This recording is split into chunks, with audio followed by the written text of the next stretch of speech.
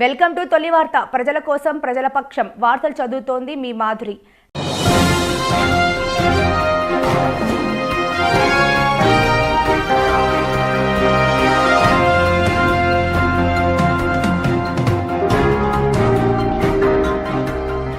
Monday వేసవిలో చల్లదనాల రుచులు ఆస్వాదించండి సింకో మోడ్రన్ బేకర్స్ ద్వారా. ఈ వేసవిలో చల్లని వివిధ రకాల రుచులతో కూడిన లస్సీలను ఆస్వాదించండి మా బేకర్స్ లో. రుచికరమైన matka lassi, plain lassi, dry fruits with ice cream lassi, అంతేకాకుండా mango malai delight, Africa delight, లచ్చి మలై, మిక్సీ ఫ్రూట్ సలాడ్ మరియు ఆల్ మోసోటోస్ వంటి చల్లని నేచురల్ డ్రింక్స్ తో వేసవి తాపం నుండి బయటపడండి. సింకో మోడ్రన్ బేకర్స్ స్థాపించి 50 సంవత్సరాలు పూర్తి చేసుకున్న సందర్భంగా మా కస్టమర్లకు ప్రత్యేక ఆఫర్స్. 4 ఏప్రిల్ నుంచి 14 ఏప్రిల్ వరకు ఒక లార్జ్ లస్సీ కొంటే మరొక లార్జ్ లస్సీ ఉచితం. అంతేకాక పిజ్జా, బర్గర్ మరియు లైవ్ డౌగ్ పిజ్జా ఒకటి కొంటే మరొకటి ఉచితం. త్వరపడండి, మా డెలివరీ పార్ట్నర్ స్విగ్గీ మరియు జొమాటోలో ఇప్పుడే ఆర్డర్ చేయండి. మరిన్ని వివరాలకు సంప్రదించండి సింకో modern bakers, municipal town hall ఎదురుగా, క్లాక్ టవర్, మహబూబ్ నగర్. మా ఫోన్ నెంబర్ 7993996577 9440465652.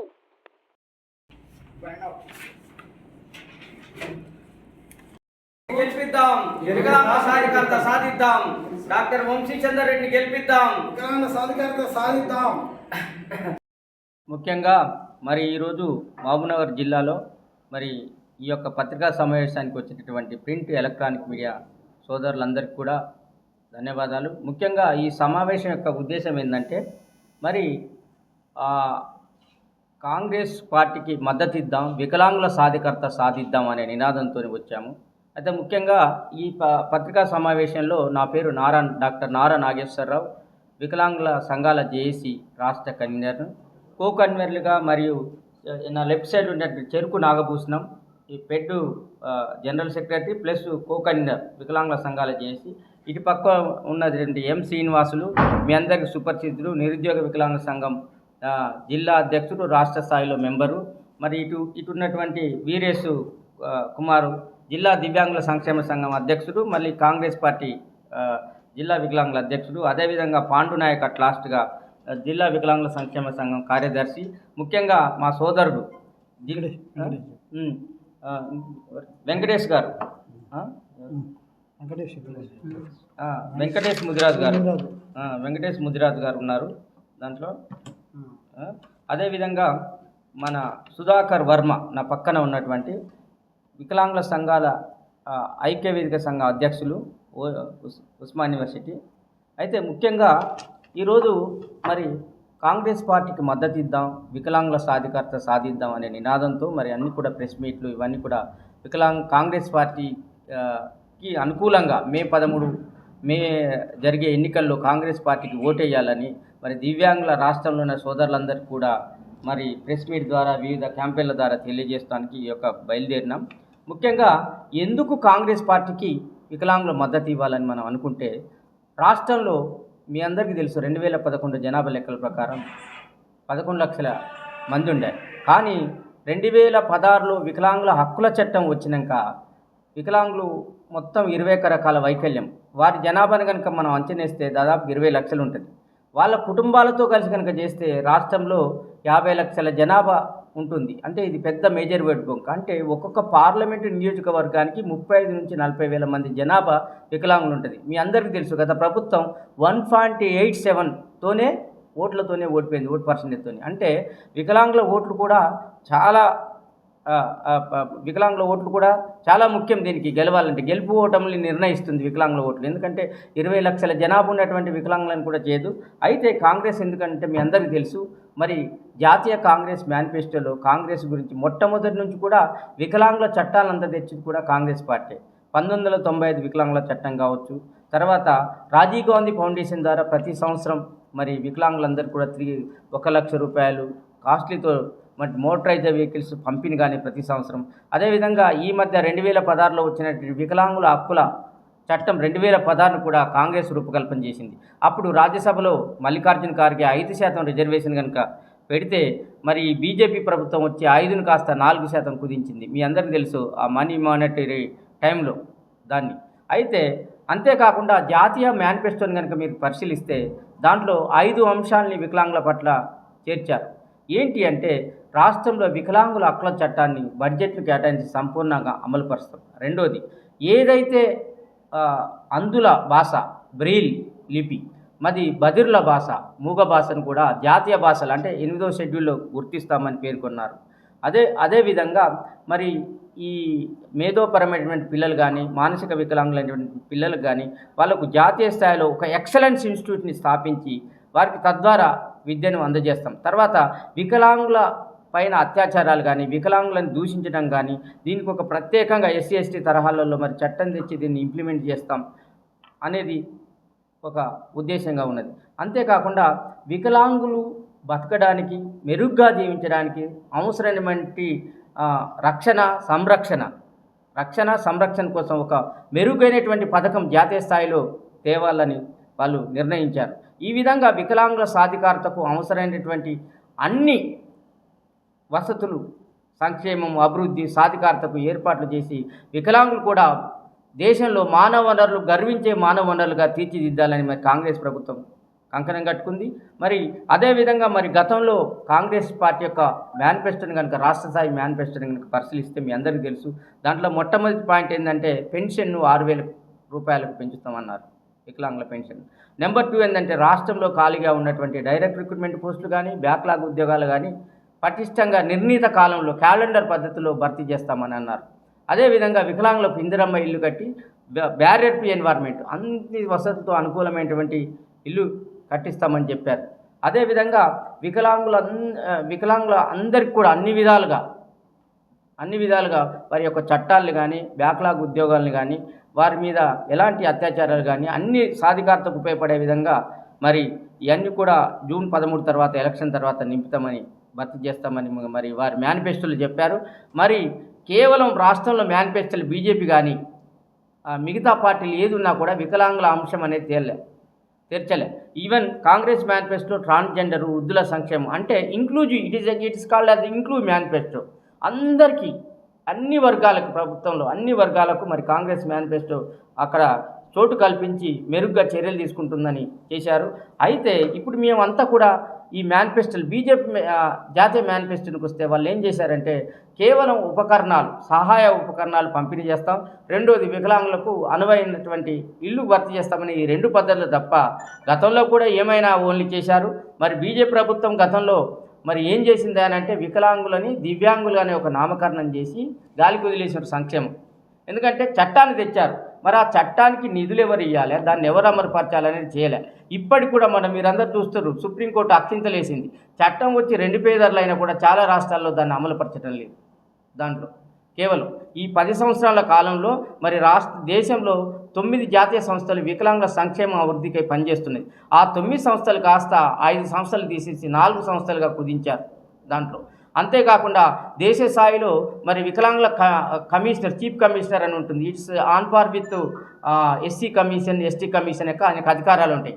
అలాంటి బాధ్యతాయుతమైనటువంటి పదవిని కూడా అదేవిధంగా దాంతోపాటు వికలాంగుల ట్రస్ట్ చైర్మన్ అని ఉంటుంది దేశంలో. ఈ 2 కూడా చాలా విలువైనటువంటి పదవులు. ఆ 2 పదవులు కూడా నింపలేదు. ఈ విధంగా వికలాంగుల సంక్షేమం కేవలం దివ్యాంగులను పెట్టి గాలికి వదిలేశారు, ఈ పేరు నామకరణం తప్ప. ఈ విధంగా మరి కాంగ్రెస్ ప్రభుత్వం ముఖ్యంగా డాక్టర్ చెల్లా వంశీచందర్ రెడ్డి ఏందనంటే యూత్ కాంగ్రెస్లు ఉన్నప్పుడు కాకుండా యూత్ కాంగ్రెస్ తర్వాత ఆహ్వానితుడు, తర్వాత కాంగ్రెస్ జాతీయ కాంగ్రెస్ పార్టీలో ఆహ్వానితుడు, మరి ఇంతకుముందు కూడా ఎమ్మెల్యే చేశాడు. ఈ వికలాంగుల సమస్యల పట్ల ఆయన ఒక రకంగా వికలాంగుల బంధు. ఎక్కడ ధర్నా జరిగినా ఏం జరిగినా కూడా వికలాంగులతో వచ్చుంటాడు. వికలాంగులు వస్తే మొట్టమొదటి ప్రాధాన్యత ఇస్తూ అన్న అనుకుంటా సమస్యలు వింటాడు. మాకు is a friendly disable person. ఎందుకంటే చెల్లా వంశీధర్ రెడ్డి అక్కడ యూత్ కాంగ్రెస్గా ఉన్నప్పుడు ఎన్నో ఉద్యమాలు అపోజిషన్ పార్టీ ఉద్యమాలు చేసి చాలా ఉన్నప్పుడు మాకు సుపరిచితుడు. మరి ఈ రాష్ట్రంలో ఉన్నటువంటి వికలాంగులందరూ కూడా ఈ మే 13న జరిగేటువంటి ఎన్నికల్లో మరి డాక్టర్ చెల్లా వంశీధర్ రెడ్డికి, ఎందుకంటే ఓన్లీ వికలాంగులే కాదు ట్రాన్స్జెండర్స్ వృద్ధులు మీ అంతా ఒక శాఖ కింద ఇట్స్ ఏ 1 నంబర్ ఇలా.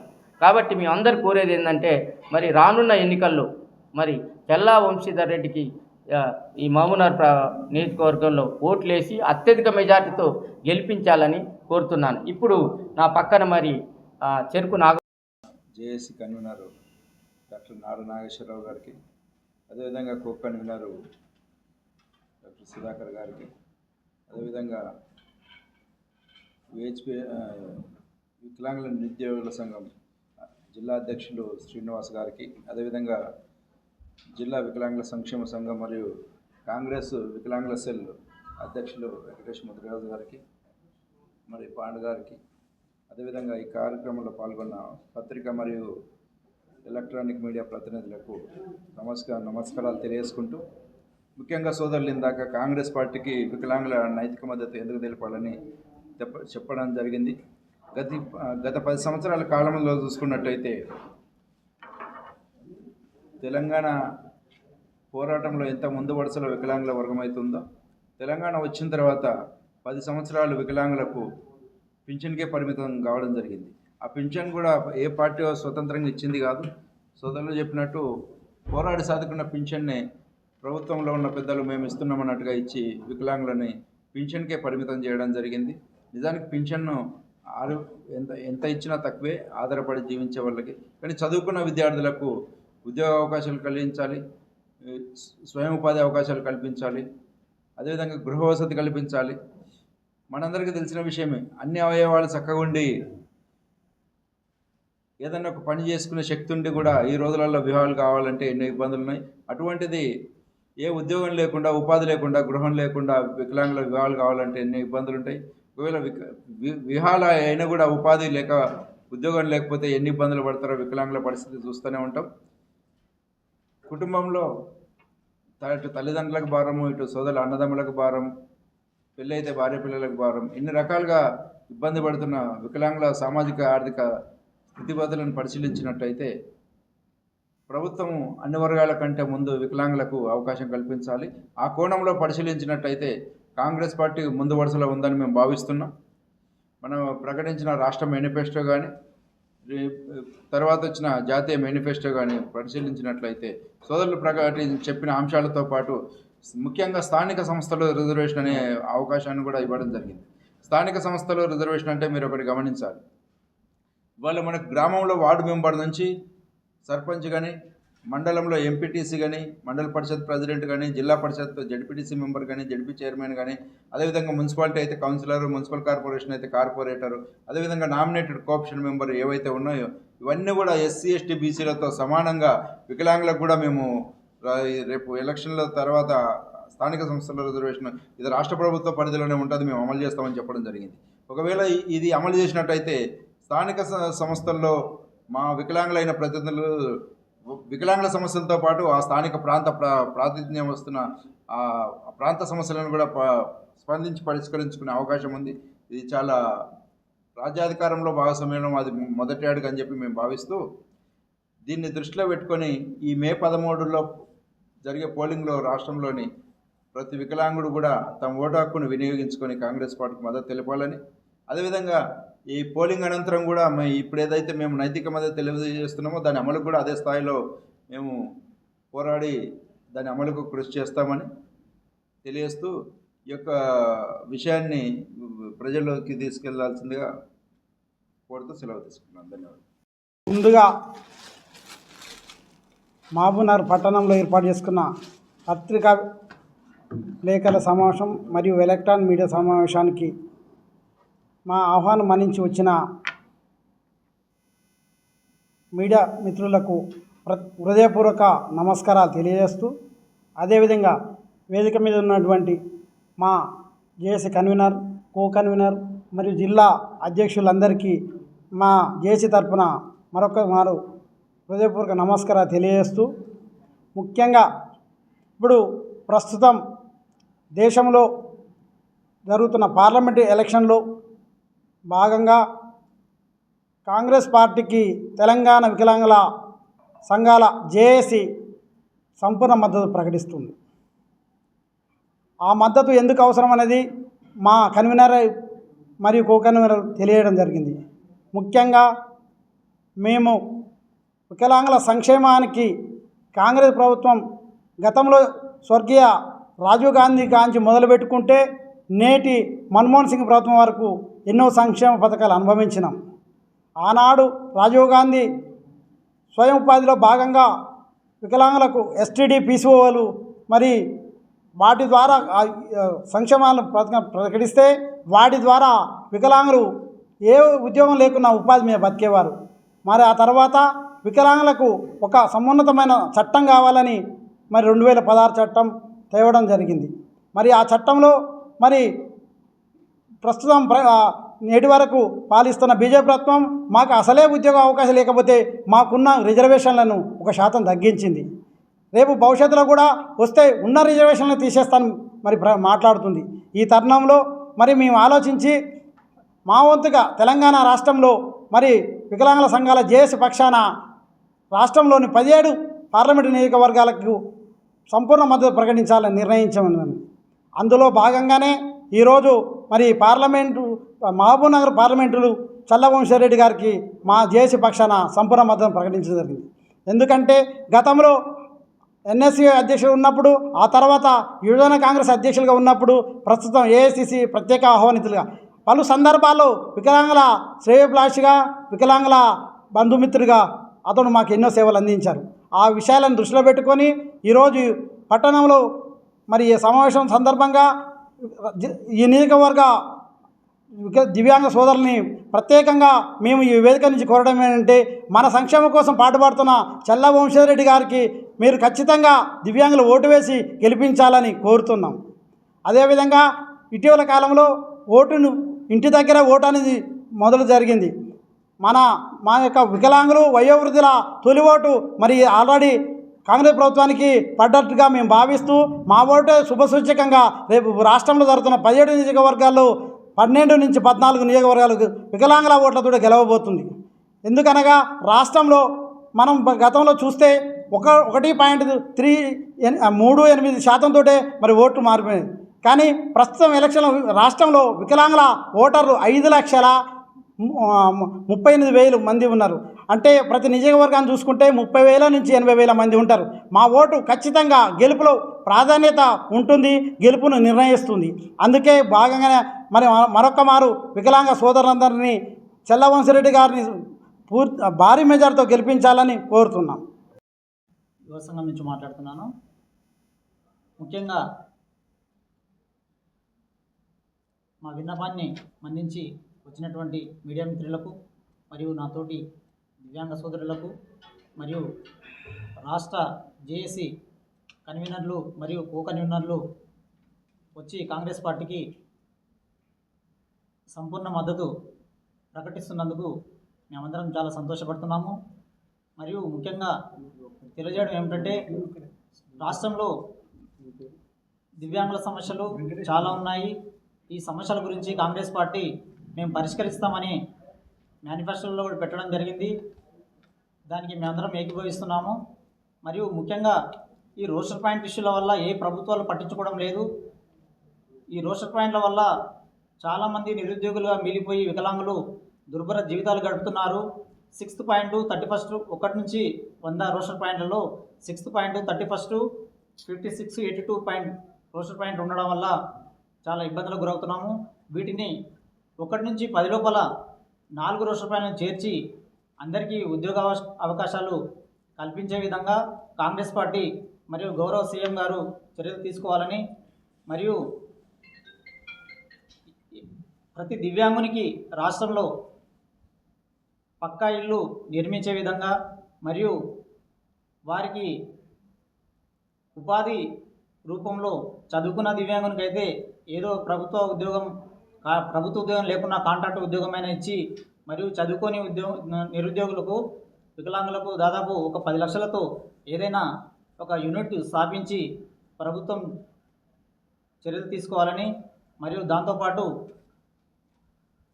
తెలంగాణ రాష్ట్రంలోని 17 నియోజకవర్గాల్లో పార్లమెంటు ఎన్నికలు జరుగుతున్నాయి. కాబట్టి మా దివ్యాంగుల సమాజం కాంగ్రెస్ పార్టీకి వెన్నంటే ఉంటూ మేము కాంగ్రెస్ ప్రభుత్వానికి ప్రతి ఒక్క దివ్యాంగ అభ్యర్థులు ఓటు వేసి కాంగ్రెస్ ప్రభుత్వాన్ని అధికారంలోకి తీసుకొచ్చిన తర్వాత మా యొక్క ప్రతి సమస్యను సావధానంగా వింటూ పరిష్కరిస్తారని మేము సంపూర్ణంగా మద్దతు తెలియజేస్తూ మహబూబ్నగర్ జిల్లాలో వంశీచంద్రారెడ్డి గారికి సంపూర్ణ మద్దతు ప్రకటిస్తూ తప్పకుండా వంశీచంద్రారెడ్డి గారిని పార్లమెంటుకు పంపించే విధంగా మేమందరం మా దివ్యాంగ సమాజానికి ప్రతి ఒక్కరము కాంగ్రెస్ పార్టీ విజయం సాధించే దిశగా నడుచుకుంటామని ఇంతటితో ముగిస్తున్నాం. చివరిగా విక సోదరులకి నమస్కారం.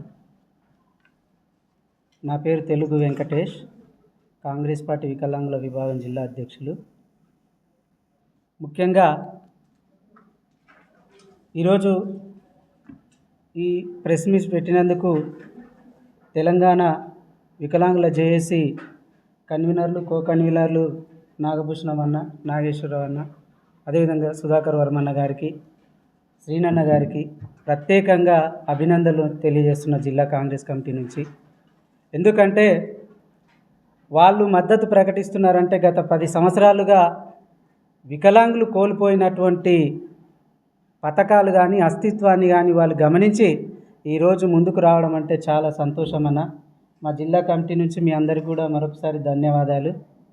ముఖ్యంగా కాంగ్రెస్ పార్టీ దేశంలో కానీ తీసుకుంటే ఏ పార్టీ కూడా వికలాంగులకు సరైనటువంటి న్యాయం చేయలేదనేది మేము ముక్తకంఠతో చెప్పగలను. ఎందుకంటే ఈ సమాజ అభివృద్ధిలో కూడా వికలాంగులు ఒక భాగం అనేది ఐక్యరాజ్య సమితి గుర్తించింది. 1970లోనే ఐక్యరాజ్య సమితి గుర్తిస్తే ఆ ఐక్యరాజ్య సమితి ప్రపంచ దేశాలన్నిటి కూడా ఆదేశాలను జారీ చేసింది. ఈ సమాజంలో వికలాంగులు కూడా అభివృద్ధి చెందాలి, సమాజం కూడా అభివృద్ధి చెందాలంటే వీళ్ళు కూడా ముందుకు రావాలి, వీళ్ళు కూడా సంక్షేమంలో ముందుంటే సమాజం కూడా అభివృద్ధి చెందినట్లని గుర్తించి దేశంలో ప్రపంచంలో అన్ని దేశాలకు సర్కులర్ జారీ చేస్తే ఆనాడు కాంగ్రెస్ పార్టీ అధికారంలో ఉన్నప్పుడు కాంగ్రెస్ పార్టీ 1980లోనే వికలాంగుల దశాబ్దం సంవత్సరంగా ప్రకటించిందన్న. అప్పుడు దాని తర్వాత ఒక కమిటీ వేసి 1995 వికలాంగుల హక్కుల చట్టాన్ని తీసుకొచ్చి వికలాంగుల జీవితాల్లో వెలుగులు నింపే ప్రయత్నం చేసింది. రానున్న క్రమంగా కాంగ్రెస్ పార్టీ రాజీవ్ గాంధీ ఫౌండేషన్ ద్వారా దేశంలో ఉన్నటువంటి వికలాంగులు వ్యాపారం చేసుకునే వాళ్ళైనా కానీ, చదువుకునే వ్యక్తులు కానివ్వండి, వాళ్ళందరికీ కూడా మోటరైజ్డ్ వెహికల్ ఇచ్చి వాళ్ళ సంక్షేమానికి కృషి చేసింది. అంటే గత 60-70 సంవత్సరాల నుంచి తీసుకుంటే కాంగ్రెస్ పార్టీ వికలాంగులకు చాలా మంచి సంక్షేమ పథకాలను అందించింది అనడంలో సందేహమే లేదు. ఈ 10 సంవత్సరాల్లో తీసుకుంటే బీజేపీ అన్నట్లు పేరు మార్చారు. అంటే వికలాంగులు అనే పేరు తీసి దివ్యాంగులు అనే పేరు మార్చిందే తప్ప ఉపకరణాలు కూడా చక్కగా అందించేటువంటి అవకాశం లేకుండా వికలాంగుల కార్పొరేషన్ని కానీ శాఖను కానీ నిర్వీర్యం చేసే ప్రయత్నం చేశారు. అంటే ఒక రకంగా తీసుకుంటే సమాజంలో అన్ని వర్గాల కంటే ఎక్కువ నష్టపోయిన వర్గం ఏది ఉందంటే వికలాంగులే అని మేము భావిస్తూ ఉన్నాం. కాబట్టి కాంగ్రెస్ పార్టీ జాతీయ స్థాయిలో తీసుకున్నటువంటి మేనిఫెస్టో తీసుకుంటే రాజకీయ రిజర్వేషన్లను ప్రకటించింది. అంటే స్థానిక సంస్థల్లో ఉన్నటువంటి సర్పంచ్ కానీ, ఎంపీటీసీ కానీ, జెడ్పీటీసీలో కూడా ఆల్రెడీ ఛత్తీస్గఢ్ రాష్ట్రంలో రిజర్వేషన్ అమలు చేస్తుంది. ఇప్పుడు కేంద్రంలో అధికారంలోకి వస్తే దేశవ్యాప్తంగా కూడా స్థానిక సంస్థల్లో రిజర్వేషన్ ఇస్తే వికలాంగులు కూడా తమ వర్గానికి సంక్షేమానికి పాటుపడే అవకాశం ఉంటుందనే ఒక ఆలోచనతోన ఈ నిర్ణయాన్ని మేనిఫెస్టోలో చేర్చడం జరిగింది. అదేవిధంగా వికలాంగుల హక్కుల చట్టం 2016 తీసుకుంటే 14 సంవత్సరంలో అంటే కాంగ్రెస్ పార్టీ అధికారంలో ఉన్నప్పుడు ఏం చేసిందంటే ఈ వికలాంగుల హక్కుల చట్టం ఏదైతే ఉందో దాంట్లో 14 రకాల మందిని మాత్రమే చేరిస్తే అది 5% అంటే 7% రిజర్వేషన్తో 14 రకాల వికలాంగులను చేరిస్తే అనుకోకుండా కాంగ్రెస్ పార్టీ ఓడిపోవడం వల్ల బీజేపీ వచ్చి ఏం చేసిందంటే 2016లో 21 రకాల వికలాంగులను చేర్చి 4% ఉద్యోగ రిజర్వేషన్ ఇచ్చి చట్టాన్ని కాస్త సవరణ చేసింది. అంటే వీళ్ళు చేసిన చట్టం కన్నా అంతకుముందు కాంగ్రెస్ పార్టీ చేసిన చట్టం పటిష్టంగా ఉండే. కాబట్టి రానున్న రోజుల్లో కూడా దీన్ని సవరణ చేసే అవకాశాలు కూడా మనం మనవంతుగా ప్రయత్నం చేసి మనందరూ ఐక్యత ఉంటే కాంగ్రెస్ పార్టీ మనకు కన్న తల్లి లాంటిది. కాబట్టి మనకు అడిగితే చేస్తుందనే నమ్మకం కూడా నాకుందన్న. కాబట్టి మరొకసారి నేను మీ అందరికీ కూడా కృతజ్ఞతలు అన్న. రాష్ట్ర వ్యాప్తంగా మీరు స్వచ్ఛందంగా తిరుగుతూ కాంగ్రెస్ పార్టీకి మద్దతు తెలుపుతున్నందుకు పేరు పేరున మీ అందరికీ కూడా మరొకసారి ధన్యవాదాలు తెలియజేస్తున్నా.